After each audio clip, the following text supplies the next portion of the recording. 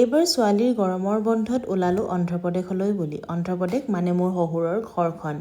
আৰু ঘৰখনলৈ নোযোৱা প্ৰায় এবছৰে হ'ব হ'ল। গতিকে ভাবিলোঁ এইবাৰ গৰমৰ বন্ধও পাইছোঁ, লগতে শাহু শহুৰো আছেহি। তেওঁলোকক থোৱাৰ চলেৰে ছোৱালীৰ গৰমৰ বন্ধৰ দুদিনমান তাতে উপভোগ কৰোঁগৈ বুলি আমিও লগতে ওলালোঁ। আৰু ওলাই আহি আমি ৰাতিপুৱা 5:25 থকা ফ্লাইটখনতে উঠিলোঁ। আৰু মই ইমানেই শুলোঁ যে মই একোৱে গম নাপাওঁ, কিয়নো ৰাতিপুৱা 5:25 ফ্লাইট মানে আমাৰ ইয়াৰ পৰা অলপ সোনকালে ওলাই যাব লাগে। আৰু দিল্লী টু বিশাখাপট্টনম ফ্লাইট আছিল। গতিকে আমি ইমানেই সোনকালে ওলাই যাব লাগে, লগতে ৰাতিটোত শোৱা নহয় ভালকৈ, টোপনি ক্ষতিৰ পৰা আৰু কোনে মইতো পূৰা শুলোঁ, মই একো গম নাপাওঁ। আৰু আহি পালোঁহি বিশাখাপট্টনম।